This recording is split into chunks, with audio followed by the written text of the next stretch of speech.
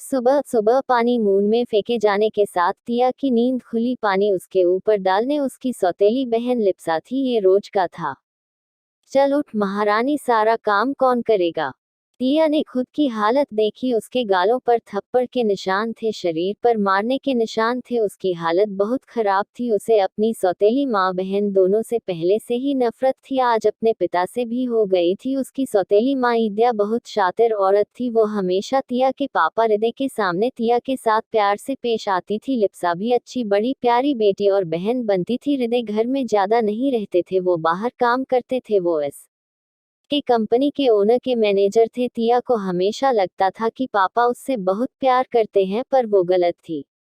उसके पापा ने आज एक बार भी नहीं पूछा कि वो लड़का सच में उसका बॉयफ्रेंड है या नहीं। बस लिप्सा की रोना गाना सुनकर ही उन्होंने उन्हें मारना पीटना शुरू कर दिया कि उसने अपने बॉयफ्रेंड को घर बुलाया था, जबकि वह लड़का लिप्सा का बॉयफ्रेंड था। पकड़े जाने पर लिप्सा ने सारा इल्जाम तिया पर लगा दिया। हृदय ने कहा कि उसने उसकी इज्जत की भी नहीं सोची। उन्होंने कहा कि वह सच में उसकी नाजायज औलाद है। वह एहसान फरामोश है कि उन्होंने उसे पाल पोस कर बड़ा किया है और वह उसके एहसान का ये सिला दे रही है। ईद्या और लिप्सा ने जो नाटक किया था, उसकी वजह से हृदय ने तिया को बहुत मारा था। लिप्सा के बॉयफ्रेंड ने भी उसे बुरी तरह से फंसा दिया था। तिया को अपनी किस्मत पर बहुत रोना आ रहा था। बचपन से ही वह अपनी सौतेली माँ और बहन का जुल्म सह रही थी। उसे लगता था कि उसके पापा उसे बहुत प्यार करते हैं, लेकिन आज उन्होंने भी साबित कर दिया था कि वह उनके लिए कोई मायने नहीं रखती। वह बस उनकी एक गलती है जिसका बोझ और जिंदगी भर ढो रहे हैं। तिया को आज दो जिंदगी के सबसे बड़े धोखे मिले थे। पहला तो वह जिस लड़के से प्यार करती थी उसने उसे धोखा दिया। वह किसी और लड़की के साथ रिलेशनशिप में आ गया था, क्योंकि तिया उसे खुद को कभी छूने नहीं देती थी इसलिए। और दूसरा धोखा उसके पापा से मिला था, जिन्होंने आज कह दिया था कि वह बस एक बोझ है। तिया रोने लगी यह सब याद करके। अब रोना गाना बंद करो और सीधे काम पर लग जाओ, अगर और मार नहीं खानी है तो। ये लिप्सा ने कहा, मुझे बहुत भूख लगी है। अंदर आते हुए उसकी सौतेली माँ ने भी कहा, लगता है रात के मार खाने से पेट नहीं भरा है और मार खाना है क्या, यह उसकी सौतेली माँ ने कहा। तो तिया रोने लगी तो लिप्सा ने उसके बाल पकड़ लिया और बोली, अगर पापा को कुछ भी बताया ना तो तुझे घर से निकलवा दूंगी। बड़ी आई मेरे पर्सनल मामले में टांग अड़ाने वाली। सुना है तेरे बॉयफ्रेंड ने तुझे धोखा दे दिया, आखिर तू है ही इस लायक। चल अब ज्यादा नाटक मत कर और सीधे काम पर लग जा, वरना पापा से कहूंगी कि तूने मुझ पर अटैक कर दिया है। और रोते हुए बड़ी मुश्किल से अपने बेड से उठी और बाथरूम में गई और फ्रेश होकर आई और सीधे किचन में गई। उसके पापा ऑफिस जा चुके थे और रोते हुए सारा काम करने लगी। उसके पूरे शरीर में दर्द हो रहा था। उसका दिल कर रहा था कि वह सुसाइड कर ले, पर वह ऐसा नहीं कर सकती थी। उसे अपनी माँ का सपना पूरा करना था। उसने घर का सारा काम किया और अपने कमरे में गई। उसे आज का खाना भी नहीं दिया गया। वह कमरे में बैठकर रोने लगी। वह बोली, मम्मा क्यों आप मुझे छोड़कर अकेली भगवान के पास चली गई, मुझे भी क्यों नहीं लेते गई। मुझे लगता था पापा मुझसे बहुत प्यार करते हैं, पर वह तो मुझसे बिल्कुल भी प्यार नहीं करते। मैं उनकी नाजायज औलाद हूँ ना। वह दोनों मुझे बहुत मारते पीटते हैं। वह मुझसे अच्छे से बिहेव नहीं करते। तीनों बहुत बुरे हैं। आई प्रॉमिस मम्मा, मैं एक दिन बहुत रिच बनूंगी, फिर दिखाऊंगी कि मैं आपकी बेटी हूँ। और रोने लगी। तिया बहुत ही दुबली पतली थी, लेकिन भगवान ने उसे इतनी खूबसूरती दी थी कि कोई भी देखकर पागल हो जाता था। वह सच में बहुत खूबसूरत थी और वह अपने कॉलेज के सबसे हैंडसम हंक अव्यांश खन्ना की गर्लफ्रेंड थी। अव्यांश ने उसे गर्लफ्रेंड सिर्फ इसलिए बनाया था क्योंकि वह बस उसकी खूबसूरती देखकर उस पर फिदा हो गया था और उसके साथ टाइम पास करना चाहता था। पर तिया ने कभी भी उसे खुद को छूने तक नहीं दिया था।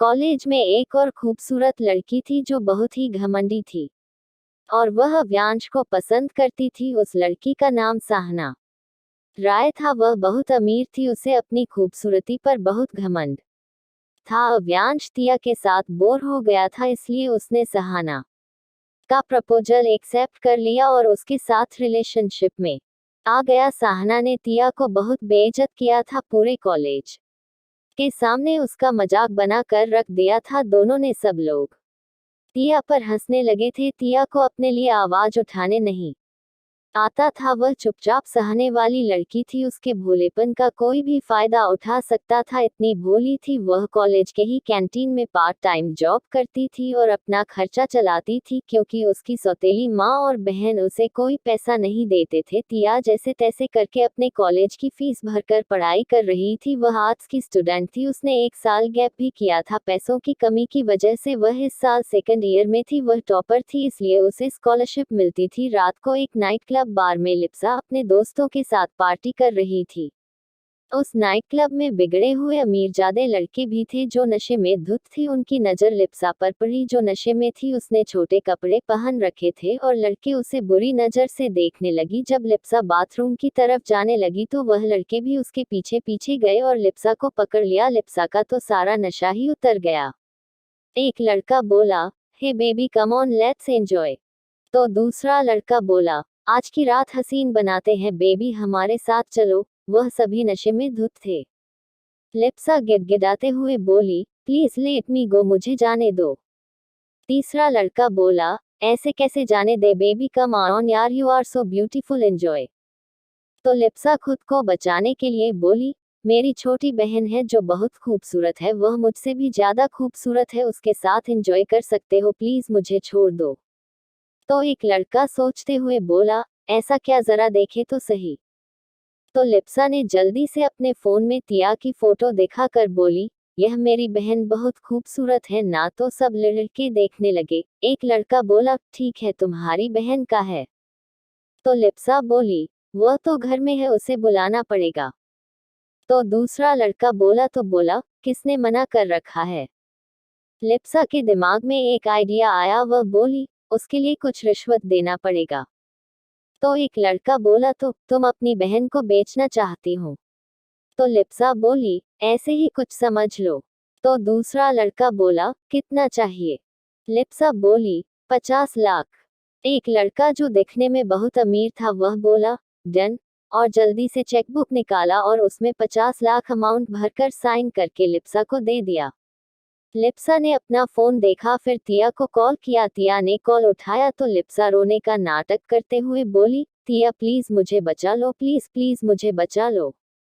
तो तिया बोली, क्या हुआ दी, आप ऐसे रो क्यों रही हैं? तो लिप्सा बोली, तिया प्लीज जल्दी से नाइट क्लब बार आ जाओ, मुझे बचा लो। तो तिया हड़बड़ा गई और बोली कि मैं आ रही हूँ और फोन रखा। वह इसलिए उसे बचाना नहीं चाहती थी कि वह उसकी बहन थी, बल्कि इसलिए बचाना चाहती थी क्योंकि वह उसके पापा की बेटी थी। भले उसने उससे कितना ही मारा पीटा था, उसने उसे कितना ही परेशान क्यों ना किया हो, पर उसे बहन मानती थी। और नाइट क्लब बार रिक्शा लेकर पहुंची। वह अंदर गई। तिया कई बार वहां आ चुकी थी, क्योंकि अक्सर लिप्सा नशे में धुत रहती थी तो उसे लाने के लिए तिया ही आती थी। वह अंदर गई, उसे लिप्सा दिखी और लिप्सा के पास गई और बोली, दी आप तो बिल्कुल ठीक हूँ, फिर आप रो क्यों रही थी? तो लिप्सा बोली, चलो बताती हूँ क्या हुआ है। और उसे एक रूम में लेकर गई। वह प्राइवेट रूम था और उसके अंदर ले जाकर उसने तिया को धक्का दे दिया और बाहर से रूम बंद कर दिया। तिया अंदर फर्श पर गिर गई। उसने अपने सामने 4 लड़कों को देखा जो नशे में धुत थे। एक लड़का बोला, यार ये लड़की तो सच में बहुत खूबसूरत है, आज तो अपनी रात सच में हसीन होने वाली है। और वह चारों हंसने लगे। तिया डर गई। वह दरवाजे की तरफ गई। वह चिल्लाते हुए बोली, दीदी प्लीज हेल्प मी, आप मेरे साथ ऐसा नहीं कर सकती। तो एक लड़का उसके पास आया और उसका हाथ पकड़कर उसे खींचते हुए लाया। दिया उसे छोड़ने के लिए लाख मिन्नतें कर रही थी, पर उस लड़के ने उसकी एक भी नहीं सुनी। वह लड़के उसके साथ बदतमीजी करने लगे थे। तिया जोर जोर से चिल्लाने लगी, पर बार के शोर शराबे में उसकी आवाज सुनने वाला कोई नहीं था। एक लड़के ने उसे जोर का थप्पड़ मारा और बोला, ज्यादा चिल्ला मत, तुझे क्या अपनी खूबसूरती पर बड़ा घमंड है? बस तेरे साथ मजे ही तो करना चाहते हैं, तू है कि हाथ पैर मारे जा रही है।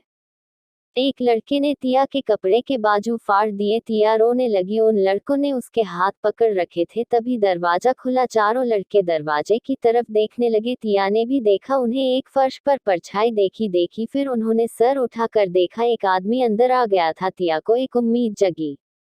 वह चिल्लाते हुए बोली, प्लीज मुझे बचा लो, प्लीज मैं तुम्हारा एहसान जिंदगी भर नहीं भूली, मुझे इन लोगों से बचा लो। उस कमरे की डिम लाइट में उस आदमी का चेहरा नहीं दिखाई दे रहा था। उस आदमी ने तिया को देखा। तिया की हालत बहुत खराब थी। एक लड़का बोला, तुम जो भी हो यहाँ से चले जाओ। इस लड़की को हम लोगों ने 50 लाख में खरीदा है। तुम्हारे लिए यही अच्छा होगा कि तुम हमारे मामले में टांग ना लड़ाओ। तुम जानते नहीं हो मैं इस शहर के मेयर का बेटा हूँ। मेरे पापा तुम्हें छोड़ेंगे नहीं। तिया रोते हुए बोली, प्लीज मुझे बचा लीजिए। तुम्हें बचाने का मुझे क्या मिलेगा? उस कमरे में उस आदमी की आवाज गूंजी। ये सुनकर तिया हैरान रह गई। उसकी आखिरी उम्मीद भी टूट गई। वो लड़का बोला, तुम इस लड़की को बचाना नहीं चाहते तो यहाँ से निकल जाओ। वह आदमी जाने लगा। तिया रोने लगी और अपनी फूटी किस्मत कोसने लगी। वह सोचने लगी कि वह मर क्यों नहीं गई थी। एक लड़का जिसने तिया के पैर पकड़ रखे थे वह बोला, अब तुम्हें कौन बचाएगा बेबी, लेट्स एंजॉय। तभी मेयर के बेटे को एक जबरदस्त किक पड़ी और वह 2 कदम दूर जा गिरा तो उसके तीनों दोस्त उसे देखने लगे। वह हैरान रह गए। उस आदमी ने उन तीनों को संभलने का मौका ही नहीं दिया और चारों की ताबड़तोड़ पिटाई कर दी। तिया तो डर के मारे बेहोश हो गई थी। वह चारों अधमरे पड़े हुए थे। उस आदमी ने अपना कार्ड निकाला और उनके पास फेंकते हुए बोला, 50 लाख बोला था ना तुम लोगों ने, इसमें 1 करोड़ है, अपना अच्छे से इलाज कर लेना। तभी वहां 5 आदमी और आ गए। एक लड़का बोला, क्या हुआ, कोई तूफान आया है क्या? वो ऐसे बोल रहा था जैसे वो सोकर उठा हो और नींद में ही हो। वह लड़का उस आदमी का भाई था। उन लोगों ने तिया को देखा। उस आदमी ने अपना कोट उतारा और तिया को ढक दिया। उसका भाई बोला, भाई लगता है सीरियस मामला है। इस लड़की को हम यहाँ नहीं छोड़ सकते। इसको अपने साथ ले चलते हैं। जब इसको होश आ जाएगा तो इसको उसके घर में छोड़ देंगे। वैसे आप उठाओगे कि मैं उठाऊं? तो वह आदमी बोला, उसकी कोई जरूरत नहीं। और उसने तिया को अपने बाहों में उठा लिया। वह लोग वहां से चले गए। बाहर 4-5 लग्जरीज मर्सिडीज खड़ी थी। वह उनमें बैठकर चले गए। वह गाड़ियां सड़क पर चलने लगी और एक आलीशान घर के सामने रुकी। वो आदमी तिया को बाहों में लिए एक आदमी के बैक सीट की डोर ओपन करने के बाद निकला। वह आदमी बहुत अमीर इंसान था। वह जितना अमीर था उतना ही खतरनाक था। उसके बारे में ऐसी अफवाह थी कि उसके पलकें झपकाने से ही रातों रात लोग गायब कर दिए जाते थे। वह आदमी बहुत हैंडसम था और उसका भाई भी उसके साथ। जो 4 आदमी और थे वह भी बहुत हैंडसम थे। उनकी गाड़ियां उस आलीशान घर के पार्किंग लॉट में रुकी थी। उस आदमी का एक अलग ही रुतबा था। वह शहर का सबसे अमीर इंसान था। उसका मेन बिजनेस वेपन्स बनाने और उन्हें बेचने का था। वह इंडियन गवर्नमेंट को भी अपने वेपन्स देता था लेकिन विदेशों में भारी कीमत में बेचता था। उसकी कंपनी के बनाए हुए वेपन्स की पूरी दुनिया में मांग थी। वह कंस्ट्रक्शन का बिजनेस भी करता था। उसके साथ साथ कई और अलग अलग बिजनेस भी करता था। उसे राजा कहना गलत नहीं होगा। वह सच में ही वेपन्स किंग था। कंपनी के बनाए हुए वेपन को दुनिया भर की मिलिट्री एयरफोर्स अपने देश की सुरक्षा के लिए विदेशी सरकारें भी मांगती थी। हथियारों को खरीदने के लिए भी विदेशी सरकारें कितना भी पैसा बहाने के लिए तैयार थी। उस आदमी की उम्र 33 साल थी। वह बहुत ही यंग हैंडसम चार्मिंग था। उस पर अमीर घराने की लड़कियां मरती थी। यही नहीं, आम लड़कियां भी हर कोई उससे शादी करना चाहती थी। उसके बारे में ये भी अफवाह थी कि उसे लड़कियां पसंद नहीं है, वह गे है, पर ऐसा कुछ नहीं था। वह आदमी ही था, बस वह लड़कियों से दूर रहता था। वह बहुत ज्यादा गुस्से वाला इंसान था। वह गुस्से में बहुत भयानक लगता था। बिजनेस की दुनिया में उसे एक नाम मिला था, मौत का देवता। वह सच में मौत का देवता ही था। अगर उसका दिमाग फिर जाता था तो वह सब कुछ रौंद डालता था। उसके पास अच्छी खासी क्वालिटी की टेक्नोलॉजी पावर्स भी थी, मतलब वह एक हैकर भी था। वो इंडिया का वेपन्स किंग था। वह आर्यन खानदान का बड़ा बेटा था। लोग उसके दादाजी और उसकी बहुत इज्जत करते थे। वह बहुत इज्जतदार खानदान से था। वो एहित आर्यन का बड़ा पोता था। उसका नाम अश्वथ एहित आर्यन था। उसके छोटे भाई का नाम आदित्य एहित आर्यन था। आदित्य अश्वथ से 8 साल छोटा था। उनके साथ उनका मैनेजर प्रत्यूष P.A. ओहस, सेक्रेटरी रचित, एक क्लोज फ्रेंड अब्रम था और बाकी बॉडीगार्ड्स थे। अंदर जाने से पहले आदित्य बोला, भाई सोच लो, दादाजी इस लड़की को देखेंगे तो बहुत से सवाल करेंगे। उन्हें बहुत बुरा लगेगा कि आप एक लड़की को उठा लाए हो। अश्वथ ने उसे घूर कर देखा।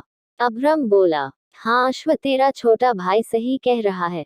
ऊपर से तेरे दादाजी चाहते हैं कि तू जल्द से जल्द शादी कर ले, लड़की देखकर तो बवाल मचा देंगे। मैं नहीं आ रहा, मैं तो सीधे घर जा रहा हूँ, कहकर वह भाग गया। आदित्य बोला, धोखेबाज कहीं का भाई, ऐसे धोखेबाज दोस्त ना पाला करो। तब तक अश्वत्थ तिया को लेकर अंदर जा चुका था। फिलहाल उसके दिमाग में एक प्लान चल रहा था। उसके दादाजी लिविंग रूम में ही उनका वेट कर रहे थे। वह हमेशा ऐसा करते थे। उन्हें अपने पोतों की बहुत चिंता थी। वह मरने से पहले अपने पोते की औलाद देखना चाहते थे, पर अश्वत्थ की शादी करने को राजी ही नहीं था। उसके दादाजी ने देखा कि उसका पोता एक लड़की को बाहों में उठाकर अंदर आ रहा है। वह बहुत हैरान थे। उन्होंने एक कभी भी अपने पोते को किसी लड़की के साथ नहीं देखा था, क्योंकि अश्वत्थ हमेशा लड़कियों से दूर रहता था। पता नहीं उसे क्या प्रॉब्लम थी लड़कियों से। बाकी लोग भी अंदर आए। आदित्य प्रत्यूष के पीछे छिप रहा था, जैसे उसने कोई गुनाह कर लिया हो। दरअसल बात यह थी कि आदित्य ने थोड़ा सा पी रखा था। अगर उसके दादाजी को पता चलता तो बहुत डांटते और नाराज भी होते, इसलिए वह चुप रहा था। दादाजी बोले, ये लड़की कौन है, इसे क्यों यहाँ लाए हो? आदित्य बोला, दादाजी मैं भाई को समझा ही रहा था कि इस लड़की को लाना ठीक नहीं है, लेकिन भाई नहीं माने और ले आए। मैंने कहा था ना भाई, दादाजी बहुत नाराज होंगे, अब भुगतो। उनके दादाजी ने आदित्य की बातों का दूसरा ही मतलब निकाल लिया। वह बोले, अच्छा तो चारवी से शादी ना करने की वजह ये लड़की है क्या? ये तुम्हारी गर्लफ्रेंड है? तो सब शॉक्ड रह गए। अश्वत्थ शांति से बोला, हाँ। ये सुनकर तो आदित्य लगभग बेहोश होने वाला था। उसे समझ नहीं आ रहा था कि उसका भाई करना क्या चाहता है, क्योंकि उसे भी लगता था कि उसका भाई गे है। यही नहीं, सब हैरान रह गए। उसके दादाजी बोले, मुझे पहले नहीं बता सकते थे? इसे इतना छुपाने की क्या जरूरत थी? अगर तुम इस लड़की को पसंद करते हो तो इससे ही तुम्हारी शादी कराऊंगा। मुझे फर्क नहीं पड़ता कि यह अमीर है कि नहीं, बस मुझे अपना परपोता देखना है। आदित्य मन में सोचने लगा, ये सिचुएशन इतनी क्रिटिकल हो गई है, दादाजी को परपोता या परपोती देखना है। हे भगवान, भाई करना क्या चाहते हो? मुझे तो लगता था आप गए हो या फिर दादाजी को खुश करने के लिए ये सब कह रहे हो। मुझे अच्छे से पता है आप उस मेकअप की दुकान चारवी को पसंद नहीं करते, एवं किसी भी लड़की को नहीं करते। फिर अचानक इस लड़की में ऐसा क्या दिखा? कहीं पागल वागल तो नहीं हो गए हो? और अपने भाई को देखने लगा। फिलहाल उसे अपना भाई नहीं कोई और नजर आ रहा था। वो झट से बोला, दादाजी मेरी भाभी प्यारी है ना? तो सब हैरान होकर उसे देखने लगे। दादाजी ने तिया को देखा और बोले, बहुत प्यारी है, पर लगता है तुमसे बहुत छोटी है। अश्वत्थ के बोलने से पहले आदित्य बोला, अरे क्या फर्क पड़ता है, आजकल एज गैप कॉमन है। प्रियंका चोपड़ा को ही देख लो, अपने से 10 साल छोटे लड़के से शादी की है। भाई 33 के हैं और शायद मेरी भाभी यही कोई 21, 22, 23 की होगी। आपको तो खुश होना चाहिए, आपके लिए मेरे भाई पोता बहू लाए हैं। ये सुनकर दादाजी बोले, बात तो सही है, पर 21, 22, 23 का क्या मतलब है? क्या तुम्हें भी सही उम्र नहीं पता? आदित्य बोला, उम्र जानकर मैं क्या करूंगा? दादाजी कौन सा मुझे आर्मी में सिलेक्शन लेना है? भाई से पूछ लो ना, मुझे भी आज ही पता चला है, उनको एग्जैक्ट एज पता होगी। ये सुनकर सब अश्वत्थ को देखने लगे। अश्वत्थ बोला, हम बाद में बात करेंगे, ये बेहोश हो गई है। दादाजी बोले, ठीक है, मैं बहुत खुश हूँ, हम कल तुम्हारी शादी की बात करेंगे। ये सुनकर आदित्य चक्कर खाकर गिरते गिरते बचा। अश्वत्थ तिया को लेकर चला गया। आदित्य ऐसे खड़ा था जैसे कोई बहुत ही गंभीर विचार विमर्श कर रहा हो। सब चले गए, वही अकेला लिविंग रूम में था। अश्वत्थ ने एक सर्वेंट इश्ना को इंटरकॉम से बुलाया और बोला, इस लड़की के कपड़े चेंज कर दो। तो ईशना ने हाँ में सिर हिलाया। अश्वत्थ अपने रूम में ही अटैच स्टडी रूम में चला गया। कुछ देर बाद ईशना आई, वो थोड़ी परेशान थी। अश्वत्थ बोला, क्या हुआ, कोई परेशानी? तो ईशना बोली, बिग बॉस, बात यह है कि, और चुप हो गई। अश्वत्थ बोला, क्या हुआ? ईशना बोली, बिग बॉस, लगता है उस लड़की पर बहुत जुल्म बरसाया गया है। उसके शरीर में मारपीट के जख्मों के निशान है, वह अभी भी ताजे हैं। शायद एक दिन पहले उसे बुरी तरह से मारा गया है। अश्वथ सीधे बेडरूम में आया और देखा इशना ने तिया को पीठ के बल लिटा दिया था और उसके शरीर को ब्लैंकेट से ढक रखा था। अश्वथ ने ब्लैंकेट हटाकर सिर्फ तिया की पीठ को ही देखा, उसके बाजू पर भी निशान थे। वह बोला, मैं डॉक्टर को फोन करता हूँ, कहकर डॉक्टर को फोन लगाया। दादाजी सो गए थे पर आदित्य लिविंग रूम में ही इधर उधर घूम रहा था जब उसने डॉक्टर नैना को आते देखा और सोचने लगा, डॉक्टर नैना आधी रात को आर्यन पैलेस में क्या कर रही हैं, किसने बुलाया। उसने डॉक्टर नैना का रास्ता रोक लिया और बोला, अरे डॉक्टर नैना, आप इतनी आधी रात को। डॉक्टर नैना बोली, आपके भाई ने इमरजेंसी में बुलाया है। अब आदित्य सोच में पड़ गया। डॉक्टर नैना उनकी फैमिली डॉक्टर थी। वह सीधे अश्वथ के रूम में चली गई। वह अश्वथ के बेड पर किसी लड़की को देखकर हैरान थी। वह मजाक करते हुए बोली, क्या बात है, सबको लगता है कि आप गे हो, मुझे भी यही लगता था पर आप तो। बीच में ही बात काटते हुए अश्वथ बोला, डॉक्टर नैना, मैंने आपको इलाज करने के लिए बुलाया है, ना कि मैं गे हूं या नहीं हूं। इसके लिए नहीं, अपना काम पूरा करिए। और अपने बेडरूम से ही अटैच बार में चला गया। वहां जाकर वह वाइन पीने लगा। वह प्लानिंग कर रहा था, उसे एक अच्छा आइडिया मिल गया था। वह चारवी सहाय से शादी नहीं करना चाहता था। उसकी बहुत बड़ी वजह थी, चारवी जितनी अच्छी दिखाती थी वह उतनी अच्छी नहीं थी। अश्वथ लोगों की नियत पहचान लेता था, उसकी अपनी नजरों से चारवी भी नहीं बच पाई थी। पर चारवी ने उसके दादाजी का दिल जीत लिया था। उसने तिया की फोटो क्लिक कर रखी थी और कुछ देर पहले ही अपने डिटेक्टिव विक्टर को उसके बारे में इंफॉर्मेशन निकालने के लिए कह दिया था। तिया फिलहाल उसके लिए एक चारवी से बचाने वाली तलवार थी। उसके दिमाग में बहुत ही खतरनाक प्लान चल रहा था। ये प्लान तिया को कोई नुकसान नहीं पहुंचाने वाला था। फिलहाल तिया की जिंदगी बदलने के लिए काफी था। एक झटके में उसकी जिंदगी बदलने वाली थी। उसके लिए तो अश्वथ आर्यन एक मसीहा था जिसने उसकी इज्जत बचा ली थी। पर अश्वथ राक्षस से कम नहीं था, वह बहुत खतरनाक था। अश्वथ के दिमाग में क्या चल रहा था ये तो वही जानता था। सुबह बेडरूम की खिड़की से लगे पर्दों से चलते हुए सूरज की किरणें तिया के चेहरे पर पड़ने लगी। तिया की आंख खुलने लगी। उसने चारों तरफ देखा, खुद को कहीं और देखकर वहां घबरा गई और तुरंत उठ गई। अश्वथ बेडरूम के सोफे पर बैठकर अपने गोद में लैपटॉप लेकर काम कर रहा था। तिया ने खुद को देखा और जल्दी से ब्लैंकेट से खुद को ढक लिया। दरअसल उसके घावों पर दवाई लगाने के बाद उसे कपड़े नहीं पहनाए गए थे। तिया उल्टा पुल्टा सोचने लगी। उसकी नजर काम कर रहे अश्वथ पर पड़ी। वहां आंखें फाड़ फाड़ कर देखे जा रही थी। उसने अपनी जिंदगी में इतना हैंडसम इंसान नहीं देखा था। अश्वथ के चेहरे पर अलग ही नूर था जो उसे सबसे अलग बनाता था। तिया को रात की बात याद आई। सोचने लगी कि जिसने उसे बचाया शायद उसी ने उसका फायदा भी उठाया। वह अपनी किस्मत को कोसने लगी। अश्वथ ने नजरें उठाकर उसे देखा और बोला, तो तुम उठ गई। उसने तिया का फेस देखकर ही पता लगा लिया था कि तिया क्या सोच रही है। उसने लैपटॉप कॉफी टेबल पर रखा और उठकर उसकी तरफ आने लगा। तिया घबरा गई और ब्लैंकेट कसकर पकड़कर पीछे सरकने लगी। अश्वथ बेड के पास आया और बोला, कुछ भी उल्टा पुल्टा सोचने की जरूरत नहीं है, मैंने तुम्हारे साथ कुछ भी नहीं किया है। जहां तक कपड़ों की बात है तो मेरी मेड ईशना ने चेंज कर दिया है। तुम्हारे घावों पर दवाई लगाने के बाद तुम्हें कपड़े नहीं पहनाए गए थे। तिया डरते हुए बोली, क्या आपने मेरी जान बचाई थी? अश्वथ बोला, तुम्हें क्या लगता है किसने बचाई होगी? तिया बोली, thank you so much sir, अगर आप नहीं होते तो। अश्वथ बीच में ही बोला, मैंने उन लड़कों को 1 करोड़ देकर तुम्हें बचाया है। 1 करोड़ जानती हो इसमें कितने जीरो होते हैं? तो तिया हैरान होकर उसे देखने लगी। अश्वथ ने अपना जाल फेंका और बोला, तुम अगर जिंदगी भर भी कमोगी तो इतना पैसा नहीं कमा सकती। मैंने तुम्हें 1 करोड़ देकर बचाया है तो जाहिर सी बात है अब तुम मेरी चीज हो। अगर तुम इस कर्ज से छुटकारा पाना चाहती हो तो मैं जैसा कहता हूँ वैसा करती जाओ, इसी में तुम्हारी भलाई है। लोग मुझे राक्षस बुलाते हैं। तिया डरकर सर से पांव तक कांपने लगी। अश्वथ सही तो कह रहा था, वह अगर जिंदगी भर भी कमाती तो 1 करोड़ नहीं कमा पाती। उसके लिए तो 1000 रुपए भी बहुत होते थे, यहाँ तो 1 करोड़ की बात हो रही थी।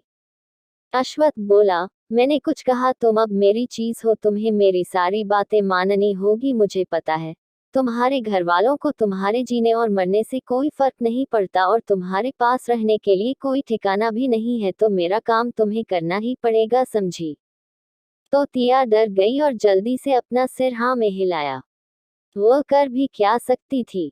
वह बुरी तरह से फंस चुकी थी। अश्वथ सही कह रहा था, अगर वह घर जाती तो उसकी सौतेली माँ और बहन उसे घर से निकाल ही देती, फिर पता नहीं वह कहाँ भटकती रहती। इसलिए उसने हाँ में सिर हिला दिया। तो अश्वथ बोला, वेरी गुड, वह बाथरूम में जाओ, जाकर नहा लो। जाओ। तिया कंफ्यूज्ड थी और डरी हुई थी। उसने ब्लैकेंट को कसकर पकड़कर ओढ़े हुए थी।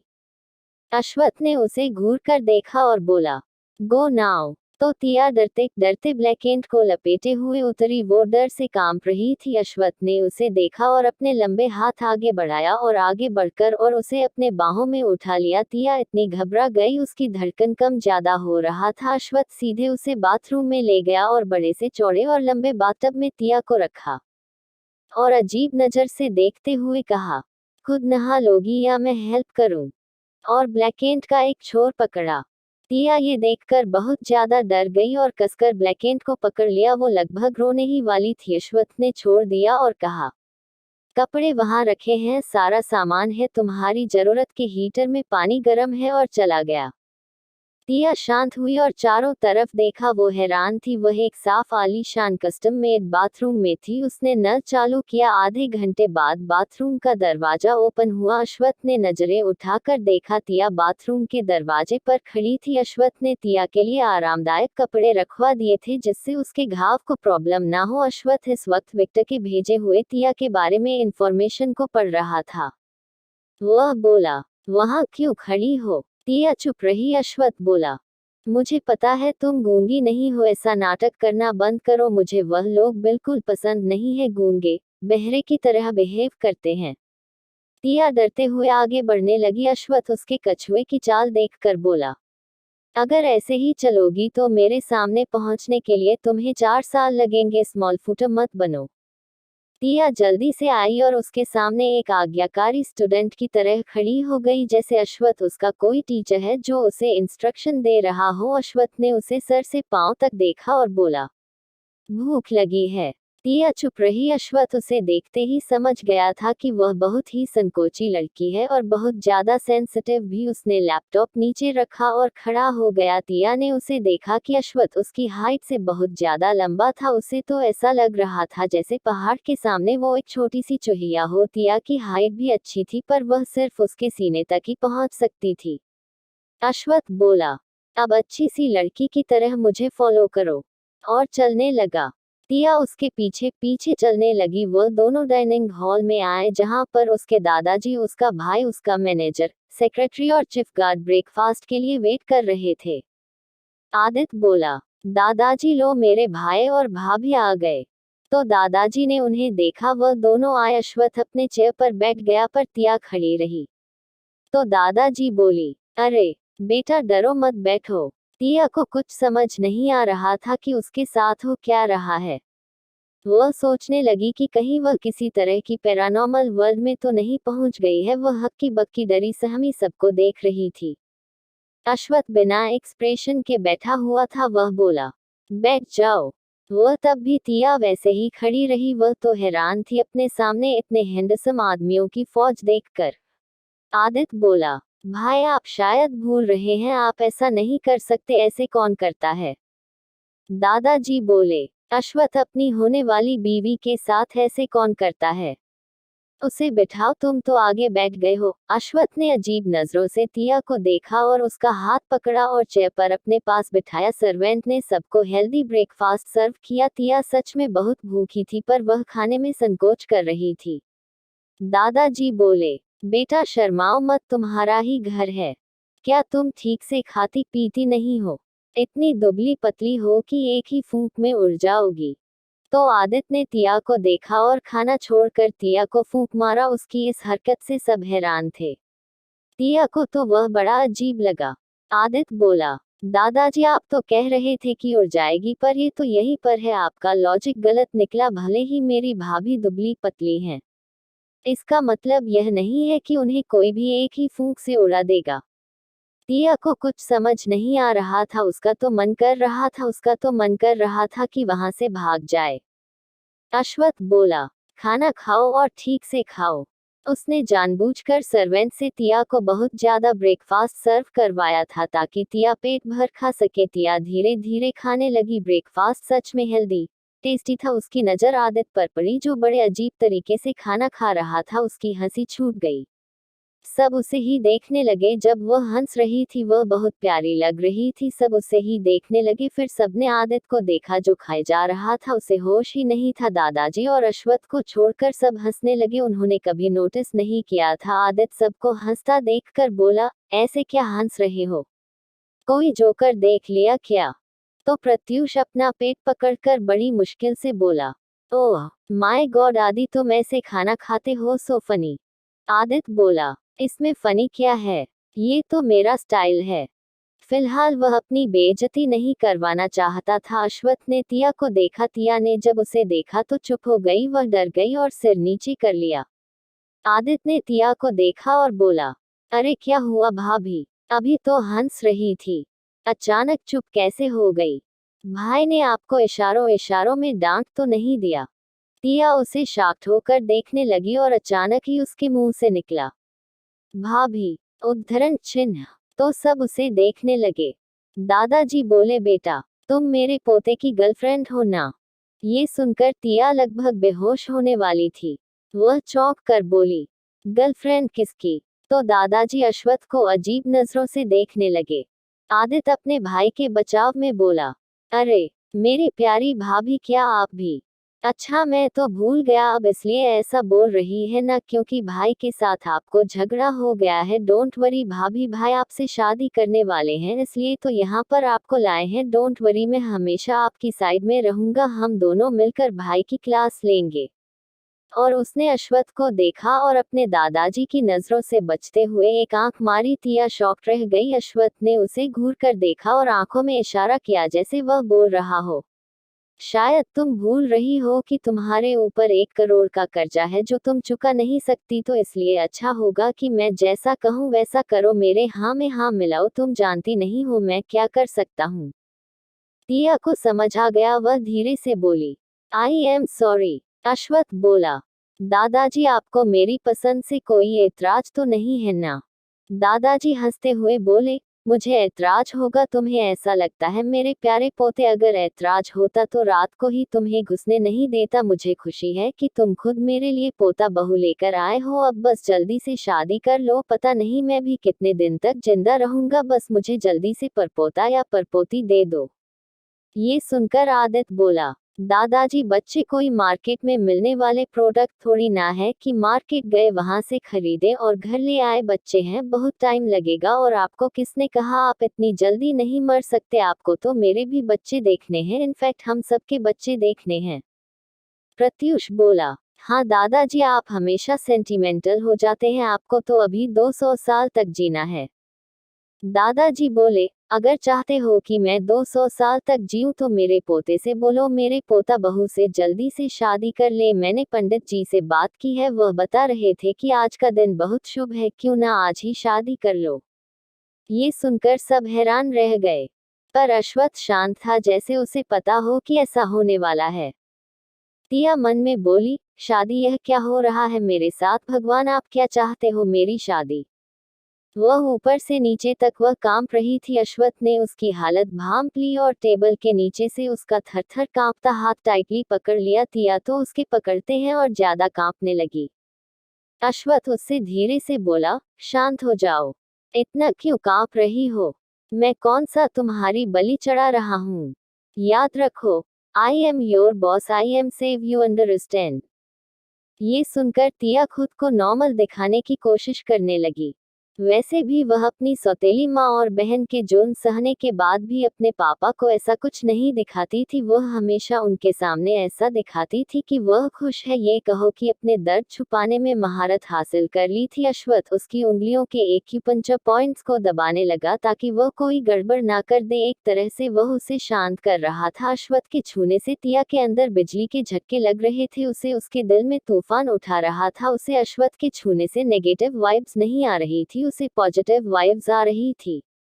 आदित्य जोर से दहाड़ते हुए बोला, क्या कहा दादाजी आपने? ओह माय गॉड, मेरे भाई की शादी आज ही होगी, वाओ वाओ यपी, मेरे भाई की शादी। पर दादाजी इतने कम टाइम में तो।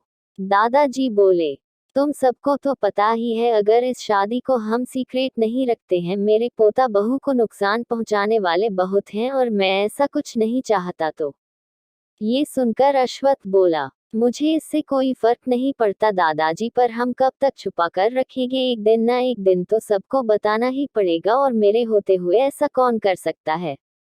आदित्य बोला, कौन कर सकता है का क्या मतलब है? हम सब जानते हैं ऐसा कौन कर सकता है।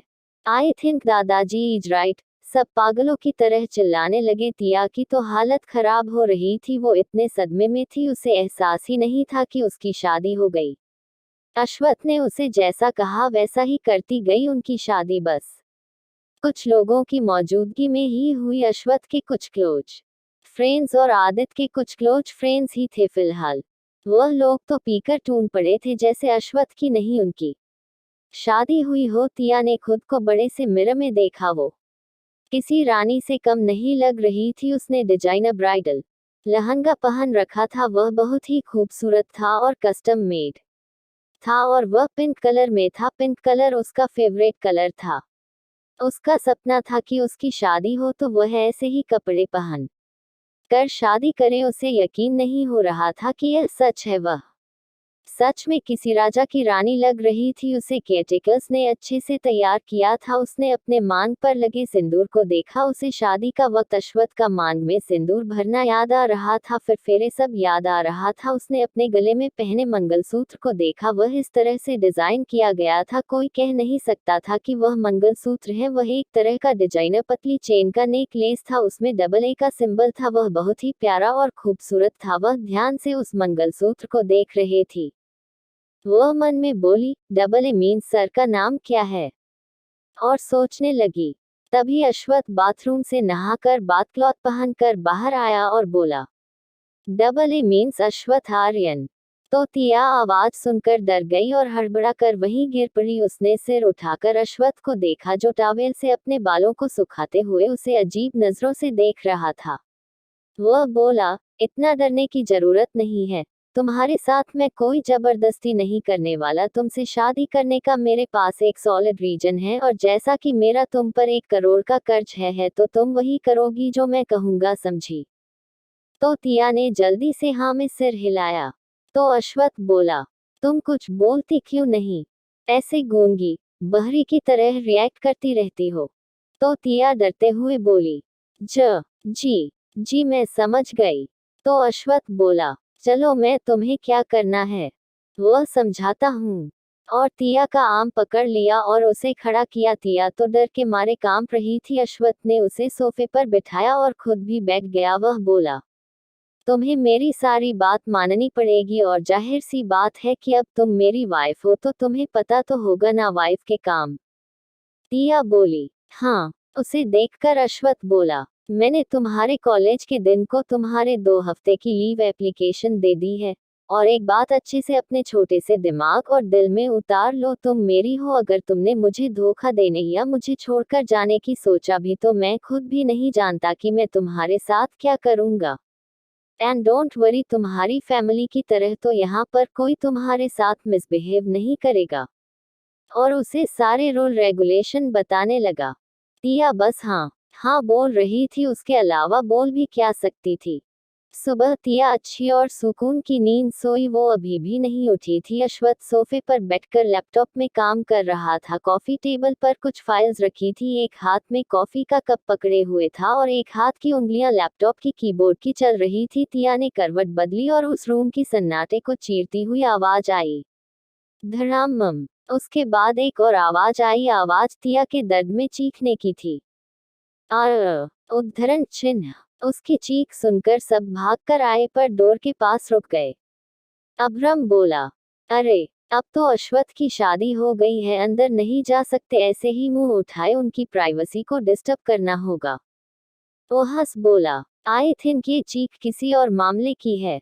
रचित बोला, तुम्हें बड़ा पता है, खुद तो सिंगल पड़े हो, हम सबको पता है वो अनरोमांटिक आदमी है। आज से पहले कभी उसकी लाइफ में कोई लड़की नहीं रही है तो खाक कुछ करेगा, उसे ये भी सीखना पड़ेगा। वो हंस बोला, तुम भी तो सिंगल हो। और हंस ने अश्वत्थ का चीफ बॉडीगार्ड ओरियन, जिसके सिल्वर कलर के बाल थे और उसने अपने कानों में छोटे छोटे ईयरिंग पहन रखे थे जिससे वो और भी ज्यादा हैंडसम लगता था। ओरियन चिढ़कर बोला, अरे अब बस भी करो, हम सब सिंगल हैं। वजह बिग बॉस, अब वो मैरिड है, वो अनरोमांटिक है, पर यंग मैडम तो नहीं होंगी ना, वो तो शेड्यूस कर सकती है ना। टिया कराहने लगी। अश्वत्थ बिल्कुल शांत था। टिया को देखकर बोला, तुम क्या कोई सपना देख रही थी? टिया ने महसूस किया कि उसने शादी का जोड़ा नहीं पहन रखा था। उसने खुद को देखा, वो हैरान रह गई। उसके कपड़े चेंज थे, उसे अच्छे से याद था कि वो शादी के जोड़े में ही अश्वत्थ के रूल रेगुलेशन सुनते सुनते सोफे पर ही सो गई थी। फिर उसके कपड़े किसने? वो हकलाते हुए बोली, सर क्या आपने मेरे कपड़े? अश्वत्थ बिना एक्सप्रेशन के बोला, हाँ मैंने कर दिया। ये सुनते ही वो जोर से चिल्लाए। इस बार दरवाजे के पीछे खड़े लोगों से रहा नहीं गया और वह सब सीधे बदतमीजी के साथ अंदर घुस आए। वो ऐसे घुस आए थे जैसे कोई आतंकवादी घुस आए हो।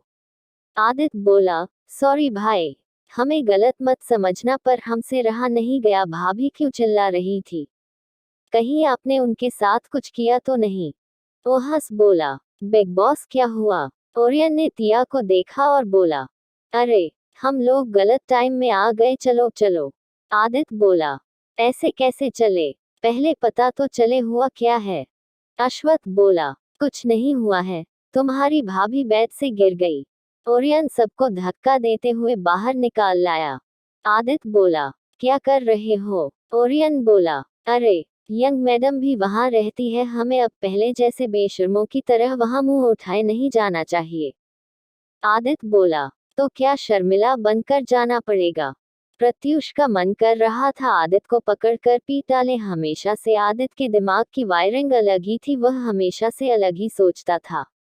प्रत्युष बोला, अरे मेरे भाई, तेरा भाई अब शादीशुदा है, उसकी एक खूबसूरत बीवी है, उनकी क्वालिटी टाइम में हम डिस्टर्ब नहीं कर सकते ना।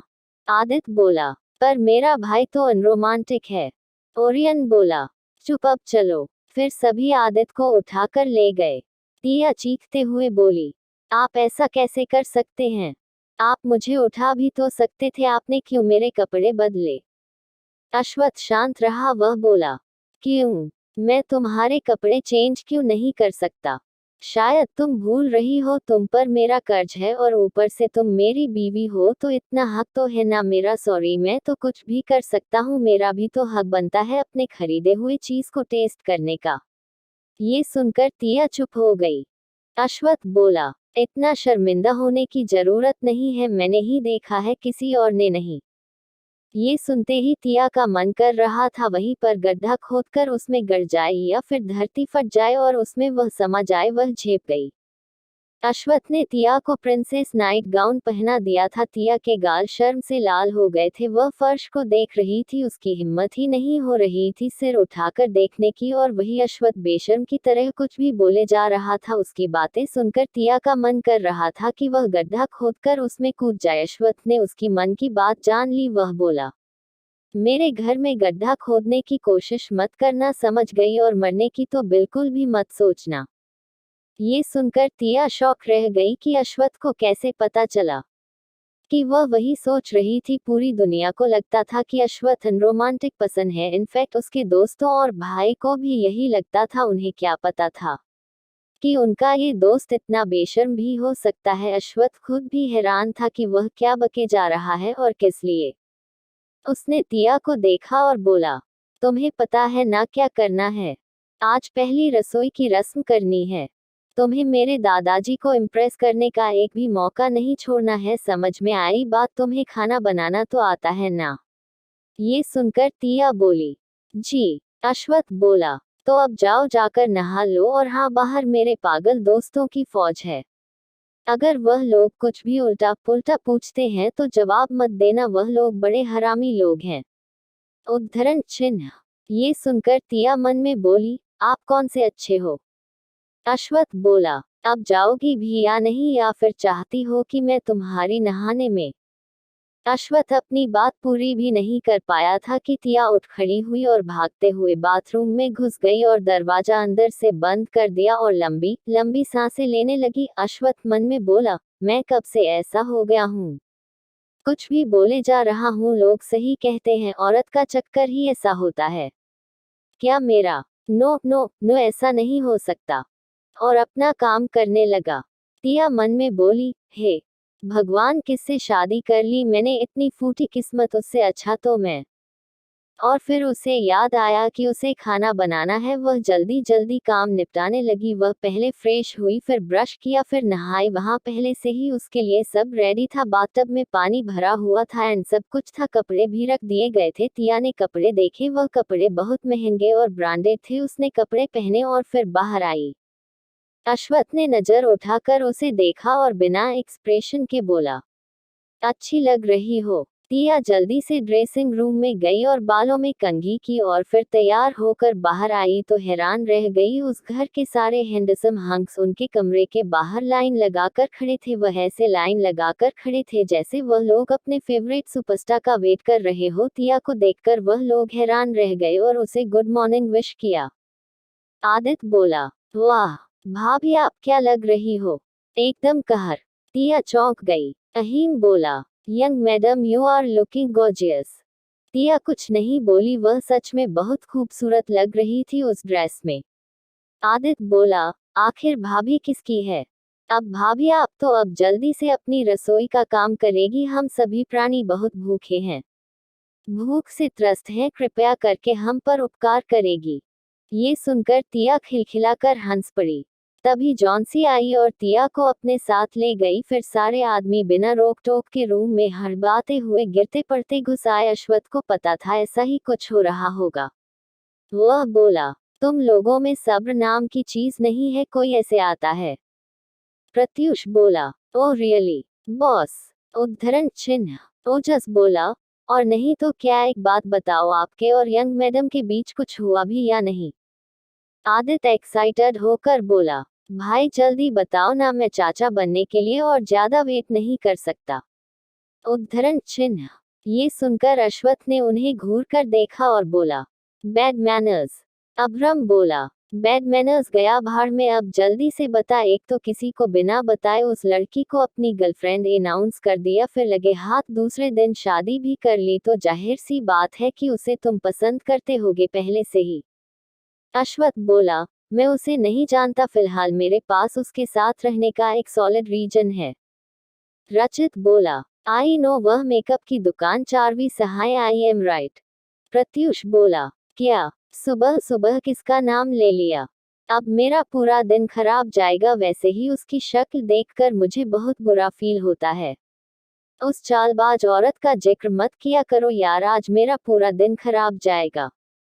आदित्य बोला, तो क्या आप मेरी इतनी प्यारी और छोटी सी भाभी को छोड़ देंगे। अश्वथ बोला, ऐसा किसने कहा कि मैं उसे छोड़ने वाला हूँ। मैं किसी का हाथ पकड़ने के बाद कभी नहीं छोड़ता, ये सबको पता है। ओरियन बोला, वैसे आपको नहीं लगता यंग मैडम बच्ची जैसी दिखती है। ओजस बोला, हाँ, उसकी एज पता कर लेना यार, क्या पता 18-19 की निकली तो। अश्वथ बोला, वह 23 साल की है। ओरियन बोला, वह 23, तुम 33, वाह क्या बात है, इतनी छोटी लड़की। अश्वथ बोला, क्यों, खुश नहीं हो, अब तुम लोगों को सिंगल नहीं रहना पड़ेगा। प्रत्युष बोला, तुम्हारे बच्चे देखने के बाद ही शादी करेंगे।